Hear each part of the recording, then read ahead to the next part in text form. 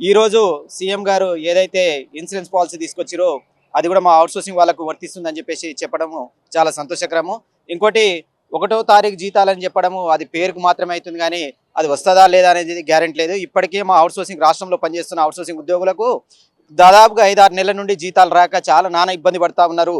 నిన్ననే చూసినా మన కోటిలో ధర్నా పెట్టినాము. మన గాంధీ హాస్పిటల్, ఉస్మానియా హాస్పిటల్ సిస్టర్లకు కూడా జీతాలు లేక చాలా ఇబ్బంది పడతా ఉన్నారు. అందుకోసం అని చెప్పేసి ఈ తక్షణమే ఏజెన్సీ వ్యవస్థను రద్దు చేసి నేరుగా గవర్నమెంటే జీతాలు చెల్లించాలని చెప్పేసి మన ప్రజాప్రభుత్వానికి మరోసారి మా అవుట్సోర్సింగ్ జేఏసీ తరఫున డిమాండ్ చేస్తూ ఉన్నాము. ఇప్పుడు ఇన్సూరెన్స్ అనేది బ్యాంకర్లు ఇచ్చేదే, దానికి ప్రభుత్వానికి ఏం సంబంధం లేదు. ఇన్సూరెన్స్ కూడా మీ దాంట్లో నుంచే కట్ అవుతుంది కదా. అది కట్ అవుతుంది కానీ ఇప్పటిదాకా మాకు ఇన్సూరెన్స్ అనేది లేకుండే. ఫస్ట్ టైం ఇప్పుడు మా అవుట్సోర్సింగ్ వాళ్ళకు ఇన్సూరెన్స్ అనేది లేకుండే. ప్రతి ఉద్యోగి డ్యూటీలో చనిపోయినా వాళ్ళకి అసలు ఏమాత్రం కూడా రూపాయి బెనిఫిట్ లేకుండా ఉండేది. మేమే చందాలు వసూలు చేసుకొని రూపాయి కూడబెట్టుకొని వాళ్ళ ఫ్యామిలీకి హెల్ప్ చేసిన రోజులు ఉన్నాయి. అందుకోసం ఇట్లాంటి ఇన్సూరెన్స్ వస్తే కూడా మాకు ఎంతో బెనిఫిట్ అవుతుందని చెప్పేసి మేము భావిస్తూ ఉన్నాము. కాకుంటే మాకు ఈ జీతాలు సరిగా సమయానికి జీతాలు రావట్లేదు. ఈ జీతాల కోసమైనా సీఎం గారు దీన్ని దృష్టి పెట్టి